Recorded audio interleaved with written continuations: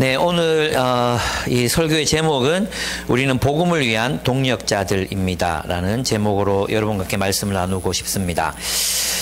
여러분 BSN 혹은 PBS 다 하셨죠? 성경연구 묵상 하셨죠? 빌립보서의 발신자는 누구입니까? 네, 바울입니다. 디모데가 아니고 바울입니다. 바울은 지금 어디에 있습니까? 감옥에 있습니다.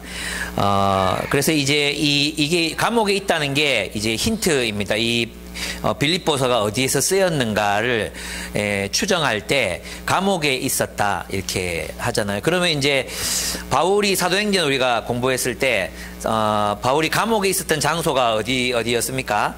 이제 가이사랴에서 압송돼서 로마로 갔잖아요. 가이사랴에서 한 2년 이상 있었고 그 다음에 로마로 가서 또 2년 이상 있으면서 복음을 전합니다. 이 두 지역은 감옥에 있었던 것이 확실한 지역이었고 에베소는 암시되어 있습니다. 고린도 전서 15장 그 다음에 고린도 후서에도 나오는데 거기에서는 야수들에게서 하나님 구원하셨다 이런 얘기들을 하시거든요. 그래서 아마도 에베소에서도 감금이 됐었던 것 같다고 많은 학자들이 추정하고 있습니다. 그러면 이제 이 빌립보서를 쓴 그 후보지가 세 군데로 압축이 됩니다. 고린도도 가능성이 있는 지역이긴 한데 고린도는 좀 희박하기 때문에 이 세 지역이 가능성이 많습니다. 대다수의 사람들이 따르는 것은 이제 로마입니다. 로마에서 마지막 서신으로 빌립보서를 썼다는 것입니다. 로마에서 쓸 가능성이 굉장히 높습니다. 근데 로마가 아니고 가이사랴라고 주장하는 사람들은 왜 가이사랴라고 주장하느냐 하면 가이사랴에서는 디모데가 함께 있었어요. 근데 로마에 가서는 디모데가 없어요. 그래서 이건 추정해가지고 찾아야 되기 때문에 좀 어려운 부분이 있습니다. 그리고 가이사랴를 좀 부인하는 분들은 왜 부인하느냐 하면 가이사랴는 너무 멀어요. 로마에서 너무 멀어가지고 뭐냐면 이제 누구죠? 에바브로디도 미안해요. 요새 잠을 잘 못 자가지고 정신이 깜빡깜빡해. 에바브로디도가 빌립보에서 헌금을 가지고 바울에게 전해주고 병들었잖아요. 이 병든 소식을 또 빌립보 교인들에게 누군가가 전달하려고 또 갔어요. 그리고 빌립보 교인들이 에바브로디도 병들었다는 소식을 들은 것을 또 누가 와가지고 또 이야기를 했어. 그러려면 거리가 너무 멀면 안 되잖아요. 그래서 가이사랴나 로마는 좀 많이 멀어요.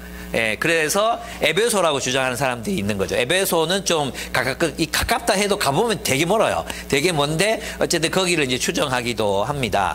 그래서 이제 로마 아니면 가이사랴 아니면 에베소다 이렇게 좀 압축할 수 있는데 대부분의 전통적인 주장은 로마에서 썼을 것이다 이렇게 보는데 저는 가이사랴가 더 맞지 않을까. 왜냐면 디모데가 바울과 디모데라고 명확하게 제시하고 있고 그 다음에 이제 로마라고 주장하는 분들은 가이사랴를 왜 가이사랴라고 잘 보지 않느냐 하면 그러니까 황제 친위대 안에 복음이 전파됐다고 했는데 이것은 로마에 있는 감옥일 때 가능하다고 보기 때문이거든요. 그런데 가이사랴에도 우리가 봤죠. 황제 친위대가 거기를 총독 관제를 지키고 있었고 바울이 거기에 감금돼 있었기 때문에 가이사랴일 가능성도 있고 그 다음에 아니면 로마일 가능성도 있습니다. 그런데 저는 이것을 이제 로마로 보면은 바울의 신학이 굉장히 많이 성숙한 상태에서 이제 마지막 서신으로 본다는 의미가 있는데 가이사랴로 봐도 그 연도가 그렇게 많이 차이 나지 않거든요. 한 3년에서 5년 정도, 2년에서 5년 정도 차이 나기 때문에 큰 차이가 아니어서 가이사랴나 또는 로마나 그 큰 의미의 차이는 없을 것이다 이렇게 생각합니다.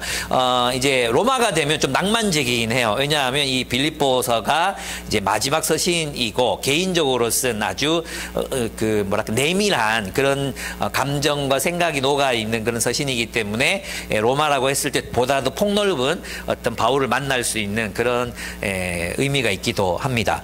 어쨌든 이거 결론은 여러분 각자 내리셔도 되고 아무도 모릅니다. 천국 가서 주님 이제 바울 만나가지고 어디서 썼냐고 물어보고 지금 우리 내기 해놓을까요? 천국 가서 뭐 내기 이런 거 해도 되는 상황입니다. 네, 그렇습니다. 그리고 수신자는 누구입니까? 수신자는 이 빌립보에 있는 성도들이라고 할 수 있습니다. 이 빌립보라는 지역은 알렉산더 대왕의 아버지인 필리포가 이 지역을 점령합니다. 그래가지고 거기에 살던 트라키안족을 몰아내고 도시를 세워요. 그래서 이름을 자기 이름을 따서 빌립보라고 이렇게 짓습니다. 그게 빌립보라는 이름이 됐고요. 이 빌립보에서 이제 그 시저가 죽고 나서 시저가 암살당하잖아요. 브루투스 너 맞아 하면서 이제 암살당하는데 이때 블루투스는 여러분 휴대폰에 나오는 블루투스가 아닙니다.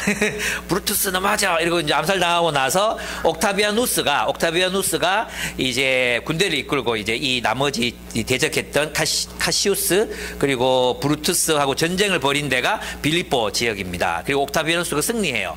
그래서 옥타비아누스가 여기를 이제 로마 퇴역 군인들을 이주시켜 가지고 식민지로 삼습니다.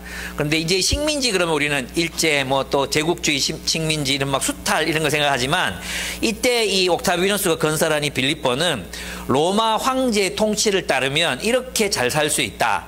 이렇게 번영할 수 있다는 모델 도시로 건설한 도시가 빌립보였어요. 그래서 이 당시에 로마의 식민지였다는 것은 또 빌립보 시민들에게는 모두 시민권을 줬거든요. 그랬기 때문에 이 도시는 굉장히 부유하고 그 다음에 제2의 로마라는 자부심도 있었고 문화적으로도 법적으로도 앞서 나간다는 그런 자부심이 가득 찬 그런 도시였습니다. 그런 도시에 하나님 이제 빌립보 교회가 세워진 거죠. 그래서 이 빌립보 교회는 생각해보면 언제 세워졌습니까? 빌립보 교회가 정말 이제 바울의 마음속에는 굉장히 어떤 추억이 있는 그런 교회가 빌립보 교회였을 겁니다. 그죠? 이제 안디옥에서 두 사람 따로 세워라 해서 나왔는데 성령께서 어디로 가라고 말씀 안 해주셨잖아요. 그래서 막 이렇게 아시아 지역을 이렇게 헤매다가 어떻게든 저쪽 위로 올라가 가지고 꿈을 꾸잖아요. 환상을 보잖아요. 마게도냐 사람이 와서 우리를 도우라 하니까 마게도냐로 가자 해서 마게도냐로 가서 처음 만났던 처음 뒤졌던 땅이 빌립보였고 그 빌립보에서 이제 자주장사 루디아를 만나고 그들이 예수님을 믿고 교회가 됩니다. 그리고 이제 그 귀신 들린 요정 이제 귀신 쫓아줬다가 감옥에 갇히죠. 거기서 간수를 또 만나서 간수들과 함께 교회가 이제 형성되는 그런 경험을 했던 그러니까 바울로 보면은 굉장히 그 추억이 있는 이야기가 있는 그런 지역이 빌립보 지역이었습니다. 아마도 이제 그 자주장사 루디아와 또 간수나 이런 사람들이 힘을 모아가지고 바울이 선교 여정에 필요한 재정을 도왔을 것입니다. 그래서 복음의 처음 시작부터 너희가 나와 함께 복음을 위한 일에 동참했다 이렇게 말하는 이유가 거기에 있습니다.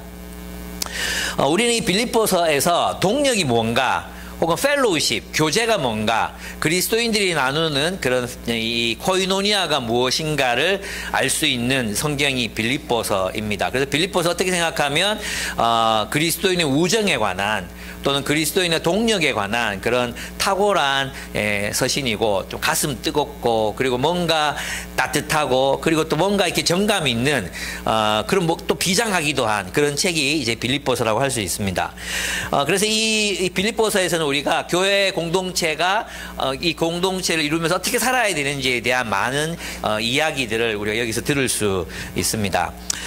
동력자들이 누구입니까? 1절과 2절을 보시면 우리가 서로를 그리스도의 동력자 혹은 복음을 위한 동력자라고 부를 수 있으려면 첫째 말씀 안에서 교제할 때 그렇게 부를 수 있습니다. 즉 동력자들은 말씀 안에서 교제하는 사람들입니다. 이게 이제 1절과 2절에 나타나 있는 함축된 의미라고 할 수 있습니다. 빌립보서는 순수한 편지예요. 그리고 고대 사회에서 이렇게 집단에게 보내는 편지는 개인이 읽으라고 독서하라고 준 책이 아니라 공중 앞에서 낭독하라고 준 책이었어요. 그래서 빌립보서는 빌립보 교인들 앞에서 낭독되었어요. 근데 빌립보에는 바울이 부재한 상황이었잖아요. 바울이 없어요. 그죠?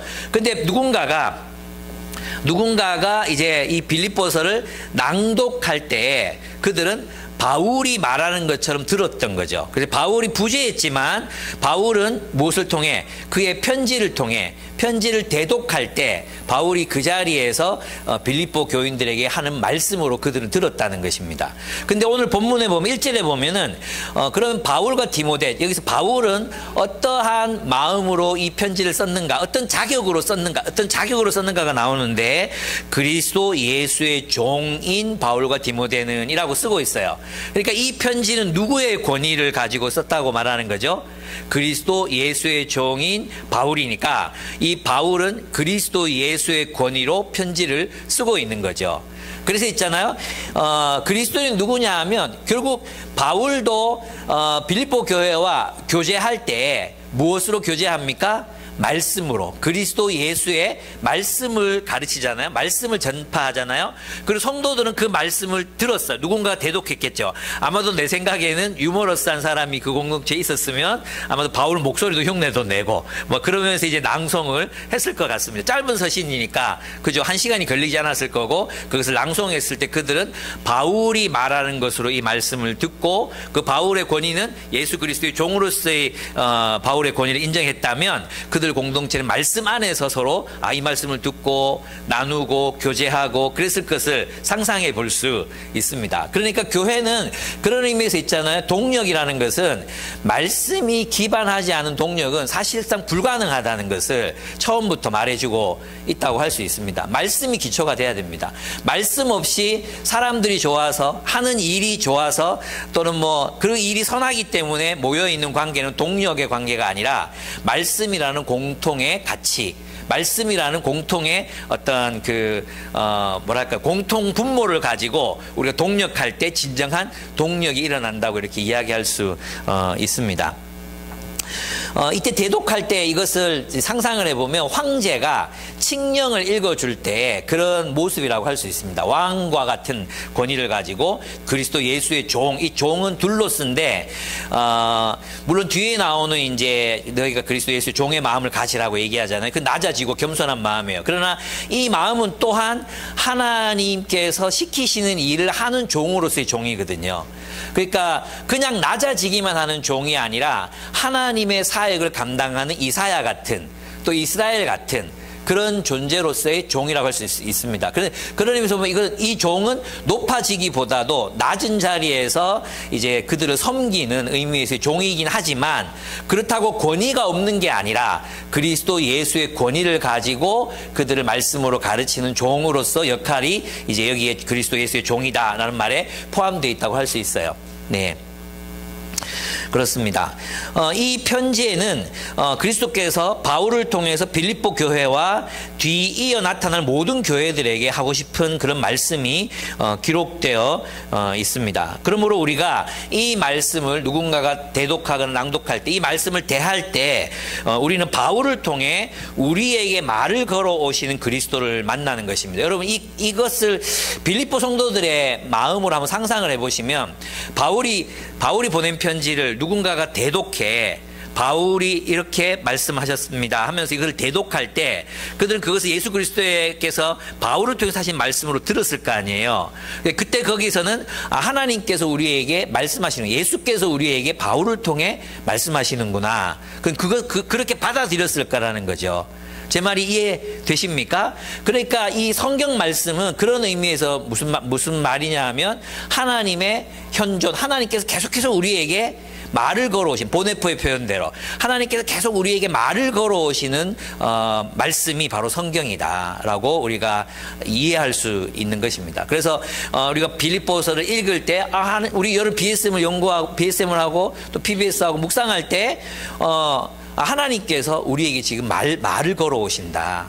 그것이 어떤 말씀일까? 이런 기대감을 가지고 또 그런 자세로 우리가 말씀을 대하고 읽어야 된다는 거죠. 그리고 이 말씀을 풀어 이룰 때에도 물론 목사가 결함이 있어요. 그죠? 그리고 분명히 목사가 전하는 말이 다 맞지는 않을 거예요. 그래서 여러분이 스스로 생각해야 돼. 그러나 이 하나님의 말씀이 들릴 때에는 우리가 그런 태도, 하나님께서 우리에게 지금 말씀하신다. 설교자를 통해 또 우리 소그룹에서 나눔을 할 때는 서로를 통해 말씀하고 계신다. 말씀의 교제를 통해 주님께서 우리에게 말을 걸어오신다는 그런 믿음으로 우리 말씀의 시간들을 대할 필요가 있다는 것입니다. 여러분 기대하십니까? 여러분이 BSM을 할 때, 말씀을 묵상할 때 이 성경을 통해서 하나님께 나에게 실존적으로 말을 걸어오신다는 것을 기대하십니까? 그냥 객관적으로 그냥 어떤 진리, 객관적인 어떤 이 성경의 내용 여기만 머무는 게 아니라 이 말씀을 통해서 우리 각자에게, 우리 공동체에게, 이 시대에게 주님께서 하시는 말씀이 있다는 걸 믿음으로 성경을 대해야 된다는 거죠. 그래서 보네포의 전기를 보면 보네포도 성경을 하나님의 말씀으로 인식했던 이 시기가 있었거든요. 이 시기에 전과 후가 보네포의 상상이 완전히 달라지게 됩니다. 그래서 그런 부분에서 우리도 동일하게 이 성경을 대하는 태도가 어때야 하는가를 이렇게 가르쳐 준다고 할 수 있습니다. 말씀의 공통분모, 말씀을 나누는 공동체로서 우리가 함께 나아가기를 원합니다. 그런데 여기서 보면 바울이 뭐라고 또 얘기하느냐 하면 빌립보 성도들이 로마의 영광이었던 도시, 로마의 영광이었던 그런 도시에 빌립보에 살고 있지만 그들을 뭐라고 부르느냐 하면 1절을 보시면 그리스도 예수의 종인 바울과 디모데가 그리스도 예수 안에 빌립보에 살고 있는 모든 성도들과 감독들과 집사들에게 이 편지를 씁니다라고 쓰고 있어요. 원문에 보면은 그리스도 예수 안에 있는 모든 성도들 이렇게 해놓고 후로 이어져 가지고 빌립보에 살고 있는 이렇게 돼 있어요. 무슨 말인지 아시겠죠? 그러니까 성도들이 지금 어디에 살아요? 빌립보라는 땅에 살아요. 근데 그 빌립보라는 땅을 누구 안에서 살고 있다는 겁니까? 예수 그리스도의 통치 안에서 살고 있다는 거죠. 빌립보라는 도시는 황제가 지배하는 도시예요. 황제가 지배하는 도시. 그 다음에 옥타비아누스가 건설했다 했잖아요. 옥타비아누스는 아우구스투스라고 불렸어요. 그죠? 이 아우구스투스는 그가 동전을 주조해서 뭐라고 썼냐 하면 이 세상의 구세주, 하나님의 아들, 평화의 왕이라고 썼거든요. 그게 아우구스투스였어요. 근데 그게 바로 로마가 황제가 지배하는 빌립보라는 식민지였는데 그 식민지에서 그 빌립보 성도들은 무엇을 따라? 그리스도 안에서. 그리스도가 뭡니까? 왕이잖아요. 왕. 예수 왕, 그 왕의 통치를 따라 빌립보를 살아가야 하는 사람들이 바로 빌립보 성도들이었다는 거죠. 그래서 우리에게는 두 가지의 삶을 이해하는 게 필요합니다. 뭐냐 하면 바울 시대에도 빌립보라는 도시가 도대체 누구의 통치를 받아서 세워지고 살아가는 도시인가, 이걸 이해해야 됐거든요. 그래서 초대교회는 항상 이슈가 뭐였습니까? 황제 숭배였어요. 황제 숭배.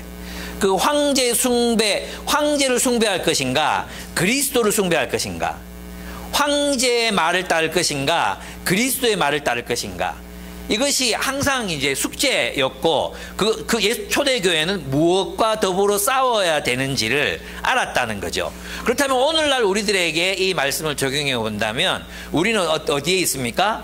대구라는 신자유주의 보수의 심장인 이 도시에서 우리는 살아가고 있습니다. 그죠? 근데 우리는 이 도시의 어떤 가치관, 도시를 지배하는 신자유주의, 또 신자유주의에 따른 소비주의, 거기 그 가치관을 따라 사는 사람이 아니라 그리스도 안에서 이 대구 땅을 살아가는 사람들이 되어야 된다는 거죠. 그죠? 그러려면 두 가지를 다 이해해야 돼.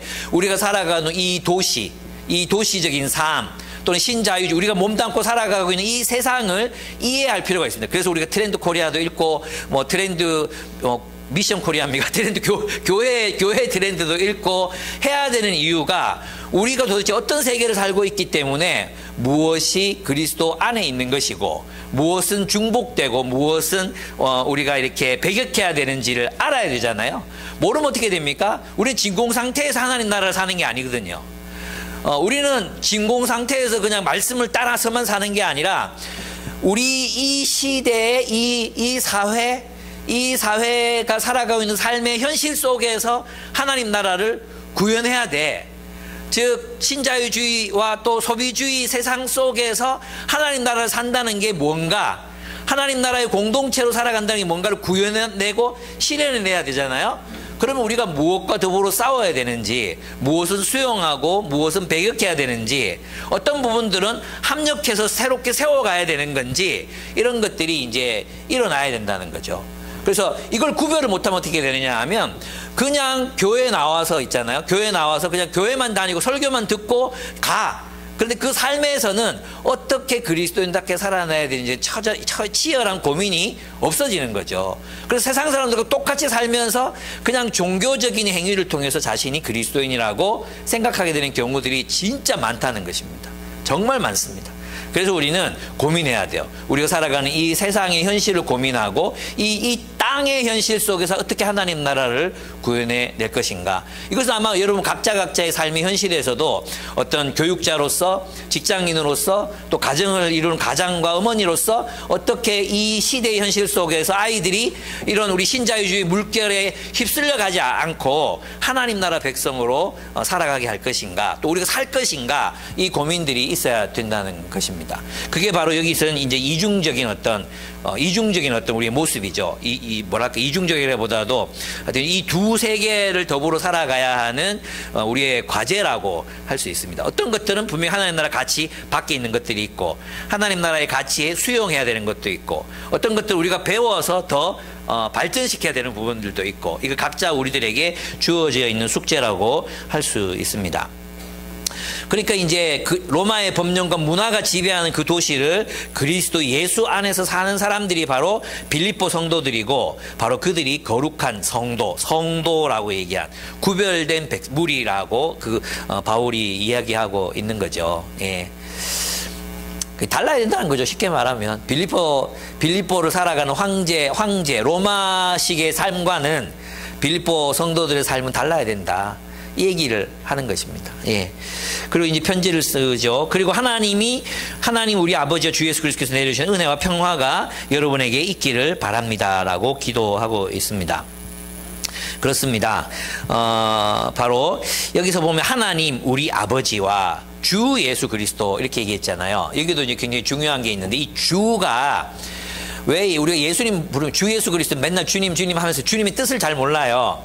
이 주는 구약 성경에 여호와를 번역한 단어가 로드예요. 주예요. 주. 예. 여호와를 얘기할 때 여호와 하나님을 주라고 불렀잖아요. 주. 여호와가 로드로 번역되어 있거든요. 구약 성경을 보면. 그러니까 주 예수 그리스도라는 말은 빌립보라는 도시에 누구를 왕으로 모시고 살아가는 그죠? 여호와 하나님이란 말은 이스라엘을 구속하시고 돌보시고 통치하시는 하나님이시잖아요. 그 주 예수 그리스도께서 우리를 그리스도 기름 부음 받은 왕이죠. 그 왕의 통치를 따라서 살아가야 되는 사람들이라는 걸 알 수 있는 거죠. 그래서 그분의 통치를 따라 살아갈 때, 즉 다시 말하면 주님 하나님만이 우리가 그렇게 주 예수 그리스도께서 내려주신 은혜와 평화가 여러분에 있기를 바랍니다. 이랬어요. 은혜와 평화가 뭡니까? 은혜는 하나님께서 우리에게 조건 없이 부어주시는 하나님의 무한하신 사랑이잖아요. 그 사랑. 누구라도 우리는 이 사랑 가운데 살아가기를 원합니다. 안 그렇습니까? 우리가 진짜로 원하는 것. 사실 뭐 에로스, 필로스 또 부모님들의 아가페로도 채워지지 않는 그 하나님의 무한한 사랑, 조건 없이 우리를 사랑하시는 그 사랑을 누구라도 받고 살아가기를 원해요. 다 있잖아요. 결국은 나중에 뭐 정서 불안이니 뭐 또 뭐 애착 손상이니 뭐 이런 일이 일어나는 이유가 뭡니까? 우리 온전한 사랑을 받지 못해서 그런 거잖아요. 근데 그 온전한 사랑은 오직 누구로부터 오느냐 하면 하나님과 주 예수 그리스도로부터 온다. 이건 사람이 채워줄 수 있는 게 아니에요. 그리고 그 은혜와 평화가 우리에게 주시는, 우리 진짜 원하는 게 뭡니까? 평화, 마음의 평화, 또 우리들의 관계의 어떤 평화, 또 우리 공동체의 평화, 싸움과 다툼이 없는 그런 평화, 진짜 평화, 그 평화는 누구로부터 온다는 거예요? 하나님께서만 주실 수 있다는 것입니다. 하나님께서만. 그래서 여기 본문에 보시면 하나님 우리 아버지와 주 예수 그리스도께서 내려주신 은혜와 평화가 여러분에 있기를 원합니다. 우리가 하나님과의 긴밀한 교제와 하나님께 순종하는 삶을 살아가게 될 때 우리에게 주어지는 것이 우리가 진짜 간절히 원하는 사랑과 우리 평화를 우리가 누리게 된다고 말하고 있습니다. 그래서 내가 이제 청소년들이 아이돌 굉장히 좋아하고 아이돌 너무 좋아하고 막 이래가지고 아이돌이 너희들의 마음을 영원히 채워줄 수는 없다. 뭐 이 얘기도 하고 그 아이돌 다 늙는다. 봐라. 지금 옛날에 와 있잖아요. 그 뭐 G.O.D니 이런 사람 아이돌 옛날에 자기 BTS보다 뭐 더 막 유명했다고 나와서 막 얘기하잖아요. 근데 배불르게 가지고 살쪄가지고 나와가지고 그 너희들이 아저씨라고 부르는 그 듣보들이 다 옛날에 아이돌들이었어. 뭐 이렇게 얘기하고 막 그랬어요. 그래, 그 아이돌 좋아하던 사람들이 지금은 임영웅 트로트 이제 좋아하는 거라고. 이러면서 이제, 그 너희들 채워주지 못해. 취미로 하는 거 좋아. 너희들은 주인공도 없는 그 사람들 막 생일 축하해주고 막 서로 기뻐하고 그러지. 그 사람들 니들 이름도 몰라. 그냥 아이돌을 삼으려면 예수님을 아이돌로 모셔라. 근데 우리 좀 컸잖아요. 컸지만, 우리는 사실 뭐가 우리의 마음을 채워줄 수 있을 거라고 생각하느냐 하면 아까 우리 빌립보라는 세상을 알아야 우리 대구는 신자유주의를 알아야 된다 했잖아요. 알게 모르게 우리는 돈이 우리의 그런 공허를 채워줄 수 있다고 생각해요. 그렇게 믿고 있거든요. 돈 많으면 우리는 이 공허, 은혜와 평강 이게 돈으로 살 수 있다고 생각해 사실. 그죠? 평강, 평안, 평화 여러분 뭘로 살 수 있다고 생각합니까? 돈이 없어서 나는 이게 없다고 생각하잖아요. 대부분 사람들이 돈이 없어서. 예. 이게 우리 비극이라는 것입니다. 실제로 그것은 오직 우리 하나님의 은혜, 하나님께로부터 오는 은혜와 평강만이 이것을 우리에게 주실 수 있다는 걸 기억했으면 좋겠습니다. 하나님을 구합시다. 하나님의 뜻에 순종하고 살아갔으면 좋겠습니다. 뭐 여러분들이 유치하게 뭐 아이돌, 뭐 세븐틴, 뭐 이런 여러분들이 막 하지는 않겠지만 좋아하려면 뭐 목사님을 좀 좋아한다든지 뭐 이러면 하나님께로부터 오는 건데 알게 모르게 우리도 신자유주의의 영향을 많이 받잖아요. 그러니까 돈이 없어서 내가 좀 고통스럽고 돈이 없어서 이렇게 힘들고 돈이 없어서 이렇게 좀 뭔가 구차해 보인다고 생각한다면 똑같은 거죠. 예. 누가 주실 수 있어요? 하나님만이 주실 수 있습니다. 하나님 뜻에 순종하는 삶, 하나님을 위해서 살아가는 하나님과 친밀한 교제 이것만이 우리가 원하는 것들을 줄 수 있습니다. 세상의 어떤 것들도 뭐 남편도 아내도 집도 가정도 직장도 이거 우리에게 줄 수 없습니다. 기억하시고 또 다시 한번 우리 마음을 돌이켰으면 좋겠습니다. 두 번째, 동력자들은 뭔가? 동력자들은 기억과 기도로 교제하는 사람들이라는 것입니다. 이 교제라는 말은 이제 코이노니아라고 하죠. 동참, 교제, 그죠? 이 교제는 참여하다, 동참하다, 나누다, 쉐어하다, 존재적으로 연합하다 이런 뜻을 가지고 있거든요. 근데 보면 참 나는 이 부분이 복음의 정말 중요한 부분이라고 생각해요. 3절을 보면 나는 여러분을 생각할 때마다 이렇게 돼 있잖아요. 이 생각이라는 단어가 사실은 기억이에요. 기억. 나는 여러분을 기억할 때마다 이렇게 돼 있어요. 이 기억이라는 것도 그냥 떠오르는 게 아니라 적극적인 의미에서 기억을 말하는 거예요. 기억을 의도적으로 기억했다는 거죠. 여러분 우리가 BSM 할 때 말씀을 묵상하는 것처럼 바울은 사람들을 묵상했어요. 사람들을 기억하기 위해서 떠올렸어요. 그 기억을 뭘로 이었냐면 감사로 이었어요. 감사. 저는 이게 정말 너무 놀라웠어요. 사람들을 기억하면서 감사했고 그리고 그 감사를 기도로 바꿨어요. 기도. 그죠? 본문에 보시면 기도할 때마다 여러분을 모두를 위하여 늘 기쁜 마음으로 간구합니다. 그래서 간구는 뭐냐면 필요를 채워달라는 기도가 필요를 위한 기도가 간구이거든요. 그러니까 사람들을 기억하고 떠올리면 감사한 마음이 생기고 그들을 사랑하니까 그들이 필요한 것들을 위해서 기쁜 마음으로 간구할 수 있었다는 것입니다. 여러분 어떻습니까? 우리의 마음속에는 누가 들어있습니까? 무엇이 들어있습니까? 여러분 우리는 서로를 기억하기 위한 시간을 가지고 있으십니까? 서로를 기억하십니까? 여러분 뭔가가 기억났다면 내 추측에는 아마도 여러분들에게 상처 입힌 사람을 기억하고 있을 확률이 굉장히 높습니다. 여러분들이 계속 끊임없이 기억하는 사람들은 우리 동력자들이 아니고 나한테 못된 말 한 그 새끼일 가능성이 굉장히 높습니다. 그죠? 그런 사람은 저절로 막 떠오릅니다. 떠오르는 게 아니라 그냥 우리가 마음에 품고 삽니다. 우리가 마음에 품고 사는 사람들은 사실 우리가 사랑해야 될 대상들이 아니라 내가 비워버려도 되는데 우리는 미워해야 될 사람, 미운 사람들을 마음에 품고 가슴에 품고 대장에 품고 등에 업고 그리고 막 이게 뭐죠? 이거 목마 태워가지고 다닙니다. 그러니까 인생이 힘들 수밖에 없죠. 삶이 무거울 수밖에 없잖아요. 그죠? 근데 바울은 달라서 바울은 뭐 했습니까? 사람들을 기억했고 그 존재 한 사람 한 사람을 기억하며 감사했어요. 감사. 예. 이게 참 너무너무 감사한 거죠. 여러분, 빌립보 사람들이라고 한계가 없었겠습니까? 빌립보 사람들이라고 부족함이 없었겠습니까? 사실 솔직히 말하면 이제 바울이 뒤에 가보면 있잖아요. 너희 마음에 나를 생각하는 것이 다시 싹이 틉니다. 이렇게 돼 있거든요. 그럼 중간에 뭐예요? 잊어버렸다는 거죠. 처음에 좀 후원하다가, 그 다음에 잊어버렸어요. 잊어버렸다가 로마에 갇혔던 소식이 들리니까 다시 싹이 난 거예요. 그러면 이제 우리의 성격에 따라서 어떤 사람들은 이렇게 생각할 수 있잖아요. 아이고, 그동안 뭐 했노? 그런 생각이 진짜 섭섭했다. 사실 너희한테 섭섭했다. 뭐 이렇게도 할 수 있잖아요. 그죠? 그런데 뭐라고 말을 하느냐면 감사하는 거예요. 감사. 떠올리면서 한 사람 한 사람을 생각하면서 감사했고 그 감사를 기도로 바꾸었다. 이게 우리의 마음이었으면 좋겠다. 우리 서로 떠올려야 됩니다. 그래서 여러분 적어도 여러분 숲에 있는 사람들, 오랫동안 교조해온 사람들, 이런 사람들을 한 사람 한 사람 떠올리시면서 감사하고 계십니까? 만약 우리가 그럴 수 있다면 우리 인생이 굉장히 충만하고 행복해질 거라는 생각이 들었어요. 어떻게 감사로 마음이 충만한 누구 존재, 어떤 사람들이 존재를 떠올리면 그게 감사로 이어지는 사람의 마음이라는 마음이 도대체 그런 사람의 영혼은 도대체 어떤 상태이겠습니까? 너무 행복할 것 같은 거예요. 저는 요즘 약간 그런 건데 여러분들도 제 마음에 있어요. 여러분 한 사람 한 사람 이게 정말 뭐 다 이렇게 이름을 떠올리면서 이렇게 생각해 보면 감사하거든요. 근데 이제 문제는 뭐냐, 감사가 기도로 이어지지 않는 게 제 문제이긴 한데, 그래서 저는 이제 결단했어요. 이제 기억하자. 그리고 이 존재를 감사하고 기억날 때마다 기도하자. 이렇게 바뀌긴 했어요. 그런데 요즘에 저의 마음에 기쁨을 주는 게 청소년들이거든요. 예전에 진짜 혜미 자매나 경희 자매나 인성 간사님이나 우리 청소년 사역 했던 뭐 있잖아요. 이분들이 맡았던 청소년들하고 지금 우리가 맡고 있는 청소년은 너무 달라요. 예.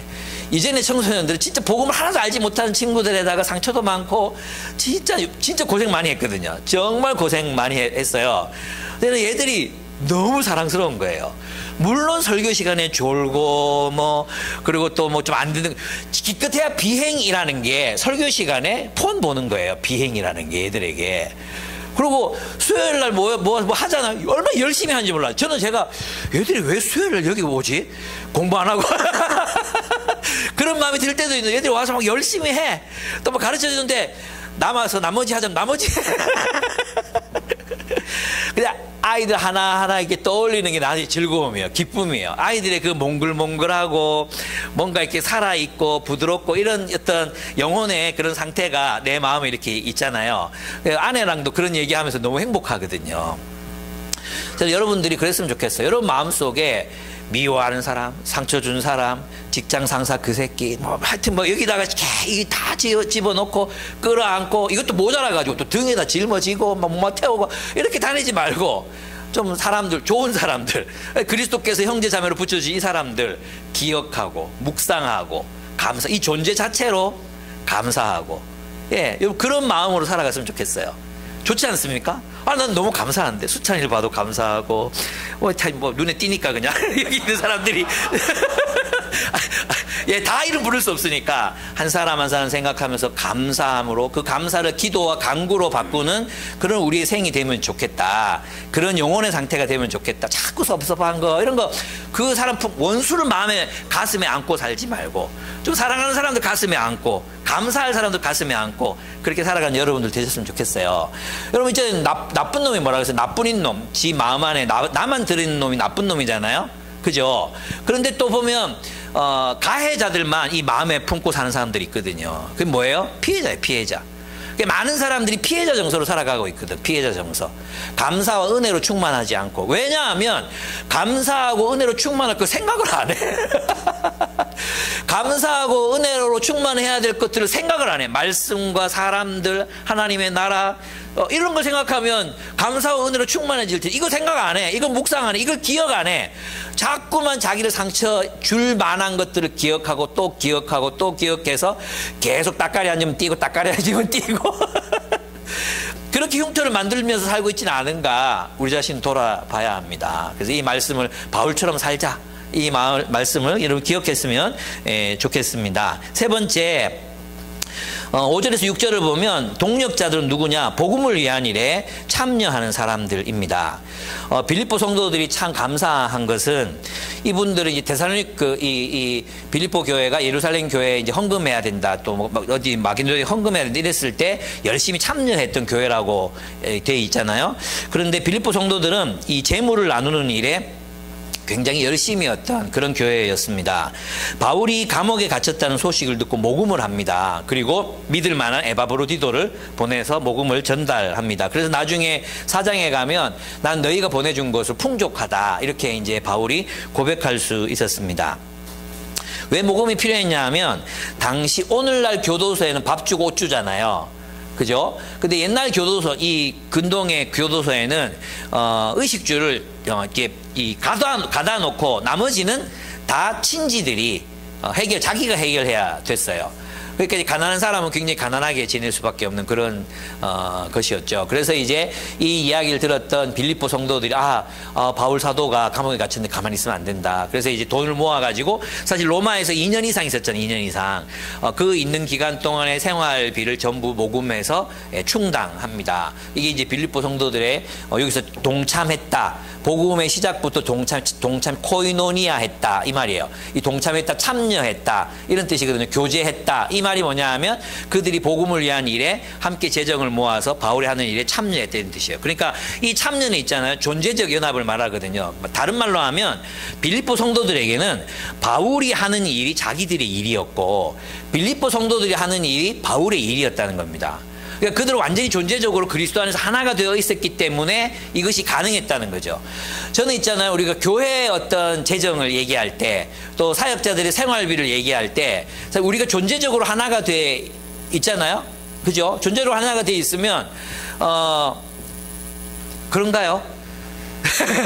우리가 존재적으로 하나가 되어 있기 때문에 사역자들의 생활이 우리의 생활이고, 여러분의 삶이 또 우리의 삶이잖아요. 그래서 저는 여러분들이 힘들고 어렵다 할 때 뭔가 생각을 하는 것 같아요. 계속 어떻게 도와야 될까? 어떻게 우리가 가지고 있는 가용할 수 있는 자원들을 동원해서 섬겨야 될까? 뭐 이런 생각도 하는 것 같아요. 예.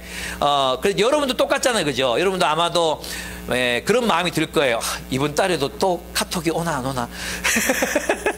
그죠? 그렇게 할 때 바울은 그걸 어떻게 생각했냐 하면, 너희가 복음에 참여하고 있다, 이렇게 생각했어요. 저는 여기까지 못 갔던 것 같아요. 저는 있잖아요, 솔직히 말하면 급여 이제 사역자들의 사역을, 저는 있잖아요, 외부 강의도 나가고, 그리고 이제 또 인쇄도 들어오고 하기 때문에 조금 여유가 더 있거든요. 근데 제 마음에는 약간 제가 이제 생활비를 드려야 되는 이 시간이 되면 중소기업 사장이 된 느낌이에요. 이번 달에 이거 못 주면 어떡하지? 막 이런 생각이 억수로 힘들거든요. 진짜 그런데, 그래서 기도하고, 민지한테 맨날 얼마 들어왔노 물어보고, 또 물어보고, 또 한 몇 시간 뒤에 얼마 들어왔노 또 물어보고, 카톡 보내고 나서 또 물어보고 막 이렇게 한단 말이에요. 그렇죠. 예.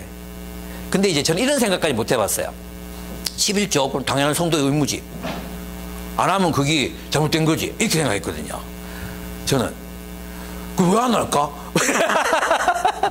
이런 마음은 있었는데, 바울처럼 있잖아요.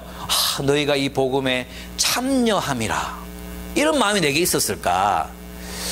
거기까지는 안 갔던 것 같다는 생각이 들었어요. 바울은 정말 감사하잖아요. 그 복음에 동참함을 위해서 저 여러분 감사해요. 진짜 감사해요. 예. 정말 감사한데, 바울처럼 이렇게 감격적으로 감사했을까? 이렇게 생각하지 못했던 것 같아요. 그래서 정말 이 자리를 빌어서 죄송하다는 말씀을 드립니다. 여러분 함께 해주셔서 진짜 감사하고, 또 동참해 주셔서 정말 감사하고, 우리가 하는 일들을 통해서 또 열매 맺어가는 걸 함께 해주셔서 진짜 감사합니다. 그렇습니다. 그 복음을 위한 일에 동참했다. 그 빌립보 성도들은 바울의 선교에 동참하고 있습니다. 그러니까 법정에서 이 바울이 이제 싸우고 있잖아요. 법정에서 투쟁을 하고 있는데 그 투쟁하는 모든 과정 가운데 이제 바울이 그 쓸 것을 댔단 말이에요. 법정이 재판받는 동안에 감금 담행이 있는 동안에 계속 쓸 것을 댔단 말이에요. 그것을 이제 법정에서 복음을 변호하는 일에 너희가 참여했다. 그래 은혜, 그것이 은혜였다. 은혜에 동참하는 자가 됨이라 이렇게 이제 표현하고 있습니다. 그렇습니다. 그래서 6절에서 이렇게 말할 수 있었던 거죠.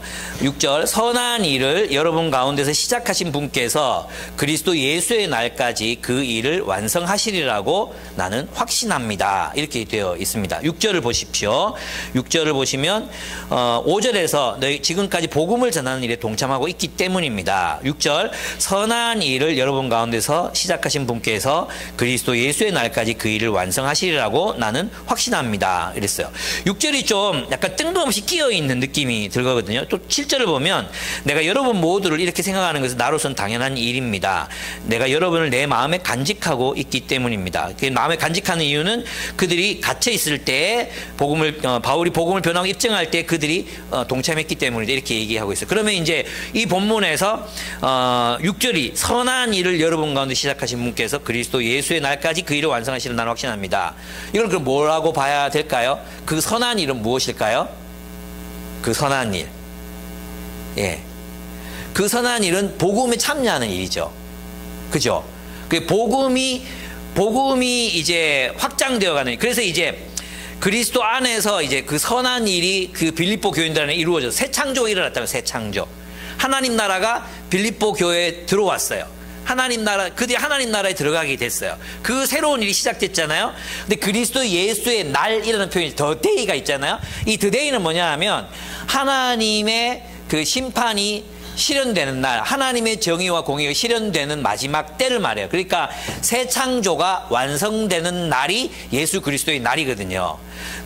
그러면 바울이 기대하는 바는 뭐냐 하면 그들이 복음으로 말미암아 복음에 참여한 자가 됐잖아요.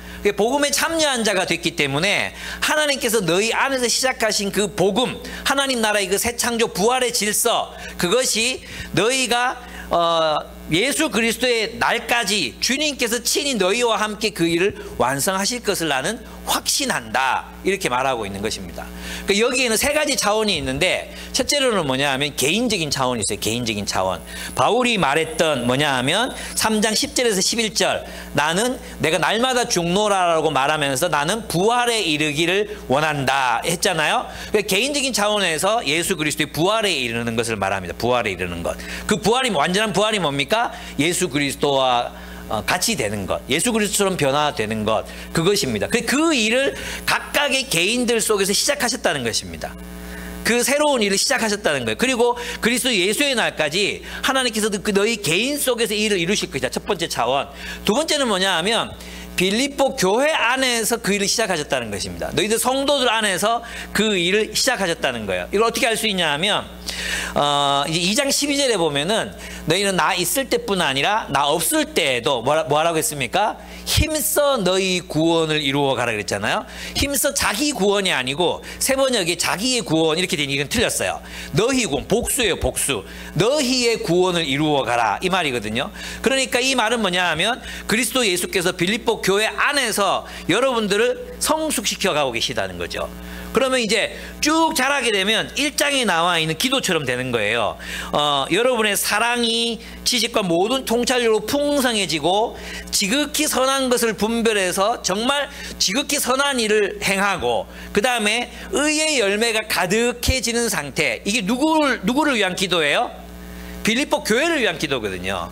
그러니까 빌립보 교회가 어떻게 되기를 바울은 지금 기도하고 있느냐 하면 사랑이 풍성해지기를 기도하고 있어요. 지식과 통찰력으로, 지식과 지혜로 사랑이 풍성한 교회가 되고 그 다음에 이 교회가 지극히 선한 것을 분별해서 하나님의 선교에 참여하기를 원하고 그리고 그 사역이 계속 이어가서 의가 이루는 열매, 하나님과 올바른 관계에서 오는 열매가 가득한 교회가 되는 것인 거죠. 그래서 두 번째 차원은 공동체 안에서 시작하신 하나님 나라의 사역이 이루어질 것이다는 거예요. 세 번째는 뭐냐 하면 그리스도 예수의 날에 이루어질 게 뭡니까? 결국 온 세상이 하나님의 하나님의 정의와 공의로 가득한 새 하늘, 새 땅으로 새 창조되잖아요. 우주적인 차원에서의 이런 변화를 말하고 있다고 말할 수 있습니다. 그러니까 바울은 지금 빌립보 성도들 안에 한 지금 50명 정도로 추정되는 그 교회에 하나님께서 사람들을 거듭나게 하시고 공동체를 이루게 하셨어요.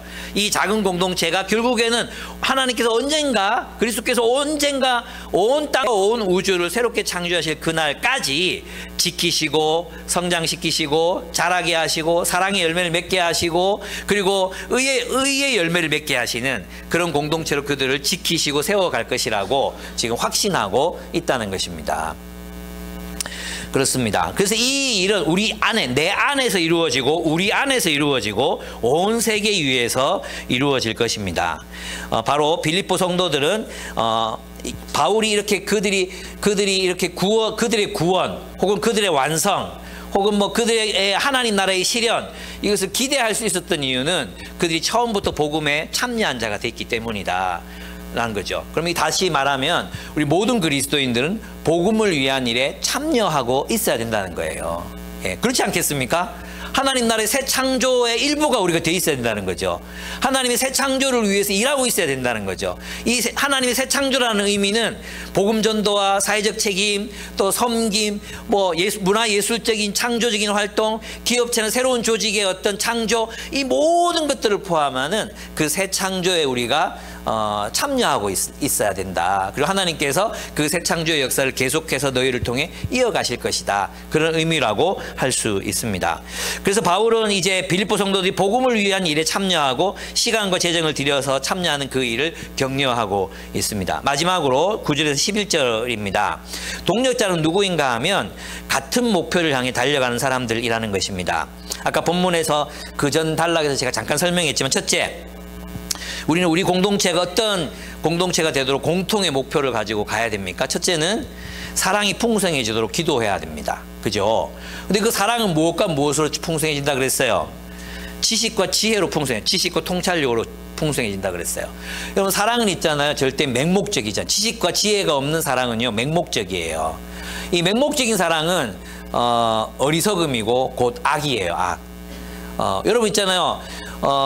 이 사랑은 지식으로 풍성해진다 그랬어요. 여기 보면 무식하면 사랑도 지조대로 하게 되잖아요. 요즘에 이제 아내와 제가 이제 읽고 있는 책이 문요한 정신과 의사가 쓴 책인데 제목은 잃어버렸어요. 뭐 사랑 있는데 어쨌든 그 책에 보면 사람의 마음을 헤아리는 것도 되게 어려운 기술이거든요. 그러니까 공감의 능력이죠. 공감하는 거 있잖아요. 공감하는 것도 어려운 기술이더라고요. 알아야지 공감을 할 거 아니에요. 근데 우리는 그런 걸 모르면 그냥 막 판단할 거예요. 판단. 이게 마음 읽기, 마음 헤아리기 뭐 이런 단어를 써. 근데 마음 읽기가 번역이 좀 잘못된 거, 이분이 잘못 쓴 거 같아요. 마음 읽기는 뭐냐 하면 그냥 저 사람의 말을 듣고 그냥 판단해 버리는 거예요. 자기 쪼대로. 자기 색깔로 판단해 보기 마음 읽기. 마음 헤아리기는 뭐냐면 공감하는 거예요. 공감. 이게 공감. 근데 이걸 알아야지 할 거 아니에요. 알아야지.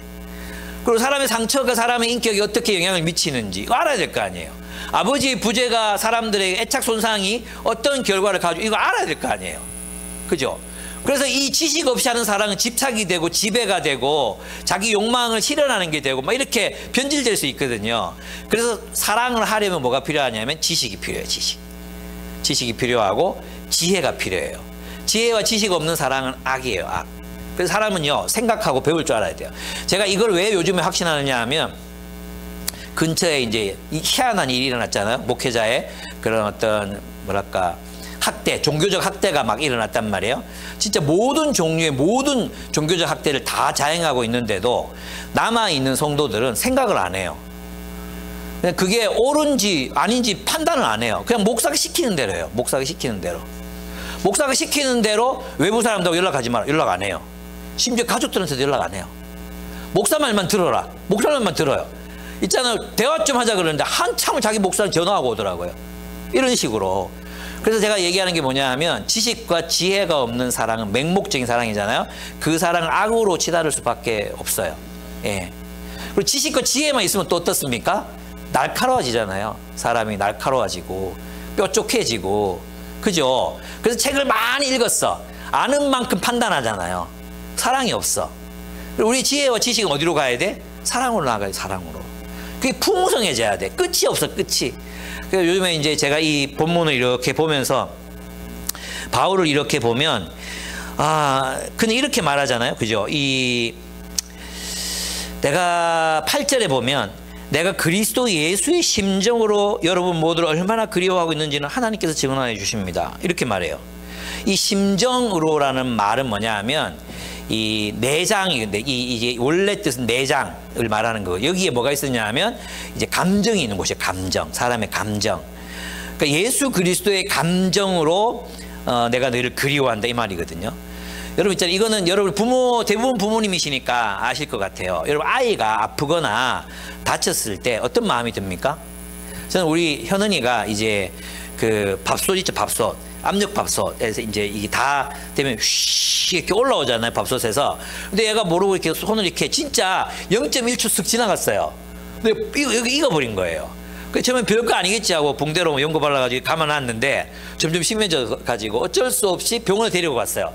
데리고 갔는데 의사 선생님이 이렇게 턱 펼쳐 보시더니 핀셋으로 이걸 막 다 이 생쌀을 막 다 끌고내는 거예요. 막 껍데기를 막 와 옆에서 그거 보고 있는데 막 그때 마음이 뭐냐 하면 예수 그리스도의 심정 이 마음 그 마음인 거예요. 그 마음 그 애끓는 마음 그 심정. 그러니까 바울에게는 이런 마음이 있었던 거죠. 사람들을 마음에 품었을 뿐만 아니라 예수 그리스도의 심정으로 공감하고 그죠? 그런 마음이 있었단 말이에요. 그래서 내가 이 말씀 묵상하다가 우리 애들한테 그랬어요. 아들들아, 나는 요즘 내가 소시오패스인 것 같이 느껴진다. 저는 있잖아요. 이 바울과 나를 비교했을 때 공감 능력이 현저히 떨어지거든요. 예, 정말 나는 예수 그리스도의 심장으로 이렇게 생각하고 있는가? 얼마나 객관적으로 살아가는지 몰라요, 제가. 얼마나 객관적으로. 그래서 있잖아, 내가 마음으로 아파해야 되는데, 뭐, 딱 이제 머릿속 이성적으로, 뭐, 이거, 그 정도면 뭐 되겠지. 뭐, 이거 도와주면 되겠지. 이렇게, 물론 그런 부분이 필요하기는 해. 내가 같이 끌려들어가면 안 되잖아요. 필요하긴 한데, 내가 이렇게 예수 그리스도의 심정으로 너희를 그리워하노라. 이 마음에 내가 있는가? 이게 있어야 인간이지 않을까? 이런 생각이 들어요. 그럼 내가 소시오패스면 여러분은 뭐 저보다 훌륭한 분들도 좀 많이 계실 것 같지만 그죠? 이 마음이 우리가 좀 있으면 좋겠다. 이 생각이 들었습니다. 사랑이 풍성해져. 지식과 지혜로 사랑이 풍성해지도록 예수 그리스도의 심장으로 우리가 사랑해 갈 수 있는 공동체, 그런 사랑으로 우리가 공동체 가득하다면 어떻게 행복하지 않게 살 수 있겠습니까? 우리 모두가 그렇게 서로를 품고 그랬으면 좋겠어요. 예, 제가 이제 일부 예배 때 시켰다 여러분한테 까먹었는데 옆에 앞뒤 사람들한테 그렇게 얘기해 보셨으면 좋겠어요. 한번 실습을 할 건데 보고 싶었습니다. 한번 해보세요. 예, 부부 말고 옆에는 보고 싶었습니다. 그리웠습니다.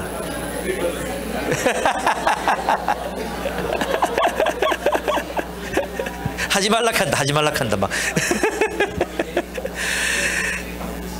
여러분, 우리 좀 그렇게 좀 그리워하면서 삽시다. 그리워하면서. 예, 두 번째는 뭐냐 하면 이 사랑이 풍성해지, 지식과 지혜로 가득 찬 사랑이 풍성해지잖아요.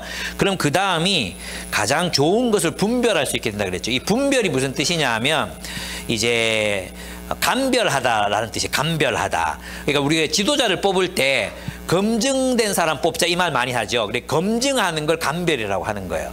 그러니까 있잖아요. 지극히 풍성한 사랑을 하려면 해봐야 아는 거예요. 해봐야. 뿅아리 순놈 암놈 그 처음부터 우리가 가리겠습니까? 그죠? 우리 아무도 몰라요. 해봐야 되는 거 해봐야. 이 감별하다, 검증하다 이 말은 뭐냐 하면 정말 사랑을 위해서 살아본 사람들이 알 수 있는 거죠. 이렇게 하면 안 되는 거 저렇게 하면 되는 거. 이게 이제 사랑의 경험이 충만히 쌓인 사람들이 지극히 선한 걸 분별해요. 그래서 뭘 하느냐 하면 이 공동체가 모든 자원과 에너지를 집중해서 해야 될 일과 그냥 하지 않아도 되는 일이 있어요. 뭐 그렇게 중요하지 않은 일. 뭐 예를 들면 고린도전서에서는 우상에게 바친 뭐 재물을 먹어야 되냐 말아야 되냐. 뭐 별로 안 중요하다. 이게 핵심이잖아요. 그죠? 근데 그게 아니고 진짜 중요한 게 뭔지.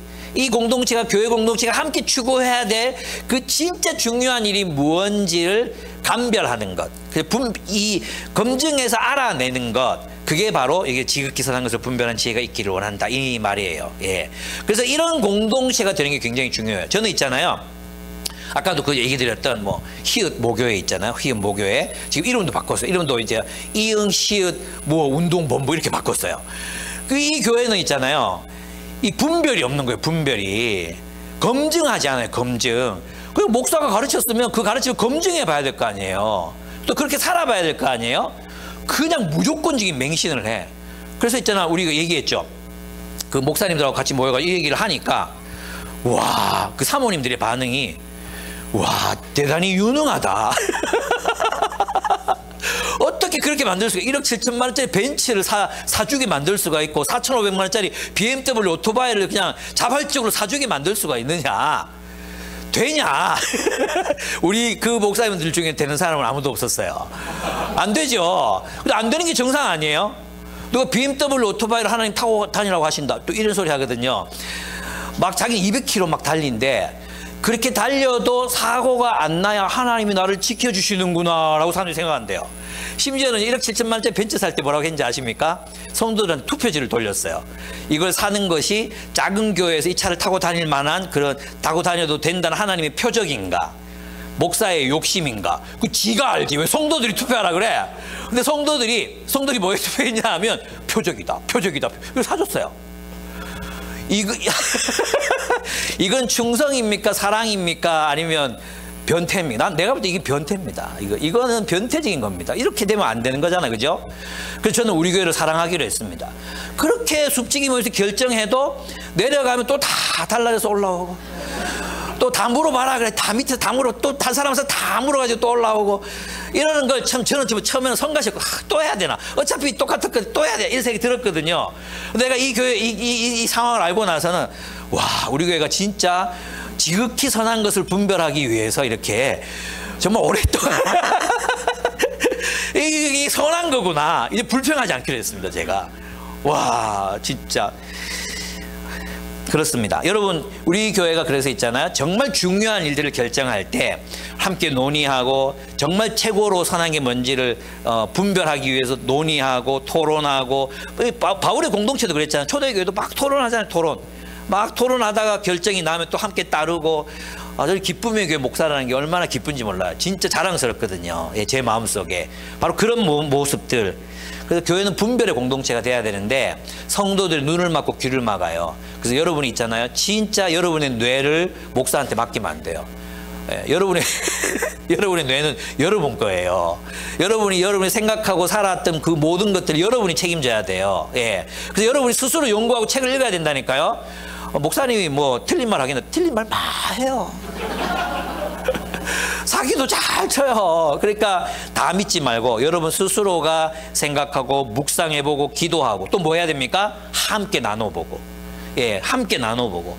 그래서 하나님의 뜻이 무엇인지 분별하고 지극히 선한 것을 분별해서 살아가는 우리들이 됐으면 좋겠어요. 그래서 성숙한 사람들이 있는 공동체가 좋잖아요. 뭐 우양우 쫙 하고 쫙 무슨 진짜 끔찍합니다, 진짜. 예. 세 번째 뭡니까? 순결하고 흠이 없이 의의 열매가 가득하여 하나님의 찬송과 영광이 되게 하는 것이다. 순결하고 흠이 없다는 것은 윤리적이고 도덕적인 걸 말하는데 이것은 공동체 안에서 어그러지고 거스리는 것이 아닌, 그러니까 이 공동체 안에서 윤리적이고 도덕적인 삶을 말하는 것입니다. 그리고 나서 의의 열매, 의로부터 주어지는 열매. 그 의가 뭐예요? 하나님과 올바른 관계잖아요. 그 관계로부터 나오는 열매들이 있어요. 그게 이제 아모스의 열매죠. 정의를 하수같이 공의를 강물같이 흘릴지로다. 거꾸로입니까? 정의를 강물같이 공의를 하수같이 흘릴지로다. 이런 공의의 열매, 그 의로부터 나오는 열매, 또 레이가 말하는 가난한 사람이 없는 공동체가 되는 열매, 이 열매를 맺기 위해서 계속해서 성장하고 자라나라는 것입니다. 그리고 우리 공동체 아직 멀었죠. 우리 너무너무 훌륭하고 여러분 삶도 너무너무 훌륭하고 좋아요. 저는 정말 좋거든요. 그런데 아직도 우리 멀었죠. 또 나아가야 되는 거죠. 의의 열매 가득하기까지. 그래서 저는 이런 공동체적인 열매를 우리가 함께 맺어가서 기쁨의 교회가 이런 의의 열매가 가득한 교회가 되고, 그래서 많은 사람들이 내가 찾던 공동체가 바로 여기 있었어요. 사실 이것을 보면 진짜 공동체가 되려면 꼭 필요한 것들이 이 모습 속에 다 나와 있거든요. 사실은 있잖아요. 그냥 같이 삽시다. 집 지어놓고 뭐 같이 산다고 공동체가 되는 게 아니잖아요. 서로를 그리워하는 마음이 없고, 서로를 위해 기도하는 마음이 없고, 서로의 행복을 위해서 중보하는 마음이 없는데 어떻게 공동체가 될 수 있겠습니까? 같은 목표를 향해서 나아가지 않는데, 같은 목표를 향해서 살지 않는데 어떻게 공동체가 될 수 있겠습니까? 같은 가치관을 가지고 우리가 하나님을 섬기고 이웃을 사랑하겠다는 이런 진정한 의미에서 공동체를 이루려면 빌립보서 1장 1절에서 11절을 제대로 읽으면 우리가 진짜 그 의미에서의 공동체가 될 수 있다고 생각해요. 사실 보면 있잖아요. 많은 사람들이 초대교회로 돌아가자. 초대교회 공동체는 서로 나누자. 돈만 나누면 뭐합니까? 그런 공동체는 많아요. 돈만 나누면 뭐합니까? 뭐가 안 나눠져요? 마음이 안 나눠지는데. 우리 본문처럼 막 그리워하고 감사하고 기도하고 예수의 심장으로 사랑하고 이게 있어야 돈을 나누든 뭘 나누든 감사함으로 복음에 참여하는 사람들이 될 거 아니에요. 우리가 경제적인 나눔을 하는 것도 무엇에서부터 나옵니까? 우리의 그런 마음, 서로 사랑하기 때문에 그게 되는 거 아니에요. 그 사랑하기 때문에 의무로 되는 게 아니라, 그죠? 그러니까 바울에게는 이러한 마음이 있었던 거죠. 그래서 우리의 그런 소시오패스적인 그런 삶을 이제 버리고, 신자유주의도 버리고, 능력주의도 버리고, 소비주의도 버리고, 다 버리고 예수 그리스도 안에서 이 대구라는 땅을 살아가는, 그리스도 안에서 하나님 나라를 이루는 우리의 생애와 삶이 되었으면 좋겠어요. 저는 그게 우리가 행복해질 수 있는 길이라고 믿습니다. 이런 교회가 난 너무너무 소망스럽고 그렇습니다. 이게 또 우리 교회만 있으면 안 돼요. 이게 또 이렇게 많이 이제 또 알리고, 또 목사님들도 세우고, 젊은 목회자도 키우고, 이렇게 해서 진짜 멋진 교회, 열매 맺는 교회, 그런 교회를 세워갔으면 좋겠습니다. 한 번 더 여러분 서로 얘기하면 좋겠는데, 보고 싶을 겁니다. 이렇게 한번 또 그냥 진심으로 한번 얘기해 봤으면 좋겠어요. 보고 싶을 겁니다.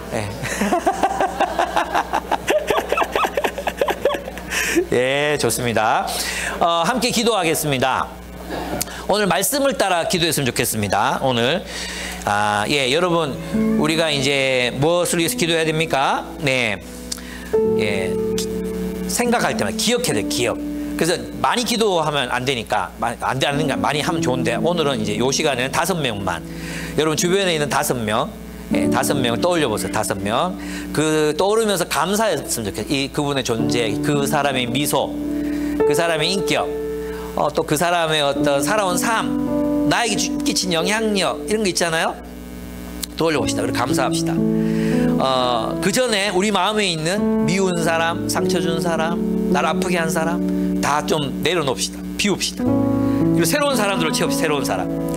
감사할 사람, 사랑해야 될 사람, 이런 사람들을 채우고 그들의 필요를 위해서 간구하고, 또 그들에게 사랑이 넘치도록, 사랑이 풍성하도록 기도합시다. 그리고 지극히 선한 걸 분별할 수 있는 지혜를 달라고 기도합시다. 의의 열매가 가득한 사람이 되게 해달라고 기도합시다. 우리 교회가 또 그런 교회가 되게 해달라고 기도했으면 좋겠습니다. 함께 기도하시겠습니다.